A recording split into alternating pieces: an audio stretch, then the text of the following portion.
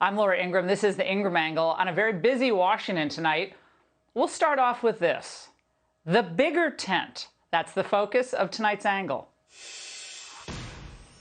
Okay, here's my message to you. If you read one article this week about our political parties, it should be this piece just published by Axios titled The Great Realignment. Now, the gist is that Republicans are becoming more populist, while Democrats are becoming more elitist. And if these trends continue, the party of Biden and Pelosi is destined for historic losses in the next few election cycles. And not just in traditionally red states, by the way. Shifts in the demographics of the two parties' supporters taking place before our eyes are arguably the biggest political story of our time. The big picture, Republicans are becoming more working class and a little more multiracial. Democrats are becoming more elite and a little more white. Now remember, this movement of minorities toward the GOP began in earnest under Donald Trump. He grew Republican support among Black and Hispanic voters in 2016 and built on those gains in 2020. In fact, he closed the gap among Hispanic voters by 17 points, according to Pew analysis. Hispanics especially seem to like Trump's no-nonsense approach and his pro-small business policies. His tone and his language toward illegals and support for building the border wall didn't seem to bother him much. I'm a former chief of police on a border town. I'm Hispanic, proud to be Hispanic, and I'm 100% behind Donald Trump. I am an American graduate student here at the University of Texas, Rio Grande Valley, and I wholeheartedly believe that Mr. Donald J. Trump will make America great again. I was born in Tijuana, Mexico. I am voting for Donald Trump to be the next president of the United States. Now, for their part, Democrats incorrectly assume that the more their party moved toward big government socialism, the more minorities that attract. Talk about a huge miscalculation. Now, more from this Axios analysis. The data show that Democrats are statistically tied with Republicans among Hispanics on the generic congressional ballot, according to the New York Times Siena College poll out this week. Democrats held a 47-point edge with Hispanics, though, during the 2018 midterms. That is a staggering collapse. We already know Biden's approval with Hispanics today is in the toilet. Only 32% now approve of his job performance, according to a recent New York Times Siena College poll. So how does this all translate in the November midterms? Well, Democrats' hopes for retaining power rest on non-white voters remaining a reliable part of the party's coalition. Democrats' theory of the case collapses if Republicans make even incremental gains with those voters. Even small inroads with Hispanic voters could tip a number of Democratic-held swing seats to the GOP. Of course, for years, the Republican elites here, devoted to the Bush-Cheney worldview, they thought they could just steamroll their opposition within the GOP, regardless of how bad things got. Their answer to losing in 2008 and then again in 2012 was just more of the same.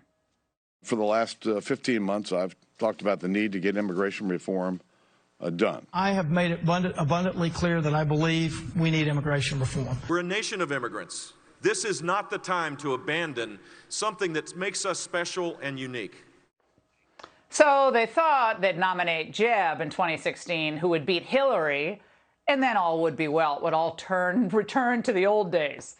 So they were stunned when the voters rejected another Bush in 2016. It turns out that more immigration, endless wars, and more bad trade deals, well, they just weren't hugely popular. Shocker. Now, we tried to tell them that middle-class workers and families were just fed up, but the Republican elites refused to listen. Well, now Axios has confirmed again that we populists were correct and the GOP establishment, they were wrong. We actually grew the party. We made it a big tent. They shrunk it. Because we've made so much progress inside the GOP, we're now seeing a whole new generation of exciting new candidates across America, like Mayra Flores and J.D. Vance. Policies that are being in place right now are hurting us. We cannot accept the increase of gas, of food, of medication. We cannot accept that. I'm sick in some of the left destroying this country, and I'm sick of the rhinos in Washington, D.C. who refuse to fight back against it. Now, the GOP Old Guard, who claimed so desperately that they wanted to bring minorities into politics, are suddenly flummoxed, right? These weren't the type of candidates they were hoping for. You know, many of the candidates that are rising now, they got into politics because of Trump. Now, by contrast, you have to consider the problems on the left.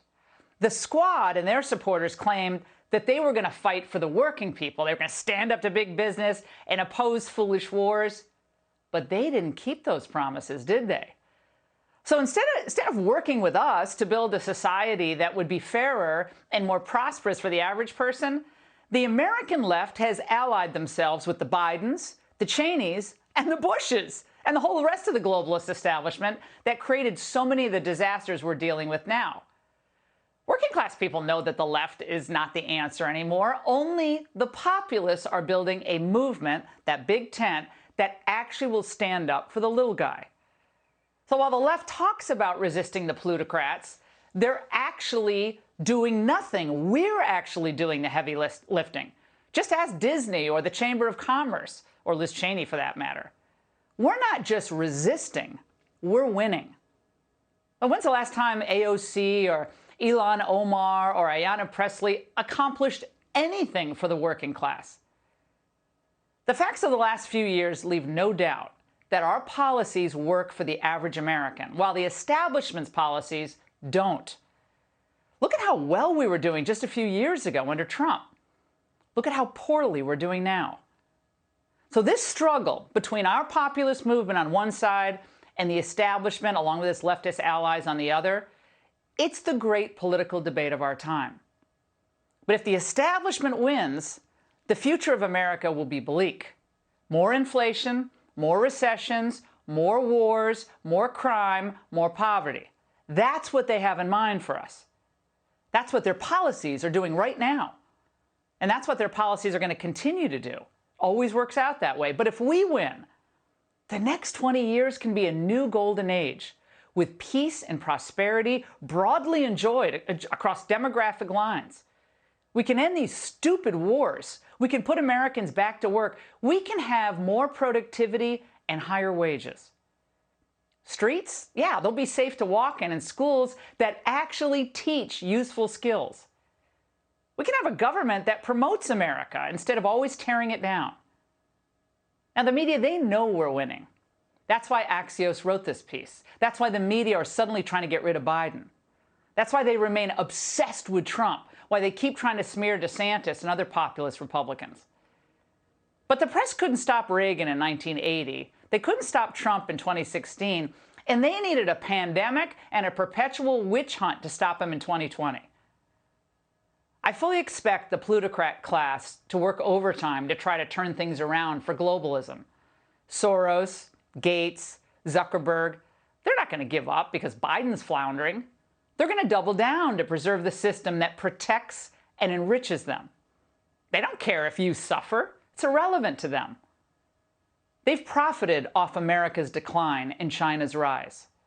But now it's time to beat them, and beat them badly, to take away their power and return it to the people where it rightly belongs. So we must defeat them one by one in the Senate, in the House, every governor's race, in the state houses, and yes, even the school boards. No state should be left behind. We can't give up on our fellow Americans trapped in places like Chicago or Baltimore or San Francisco. A political realignment is underway. And with patience and optimism, we're going to keep building this freedom movement. And when we prevail, get ready for America's new golden age. And that's the angle. Hey, Sean Hannity here. Hey, click here to subscribe to Fox News YouTube page and catch our hottest interviews and most compelling analysis. You will not get it anywhere else.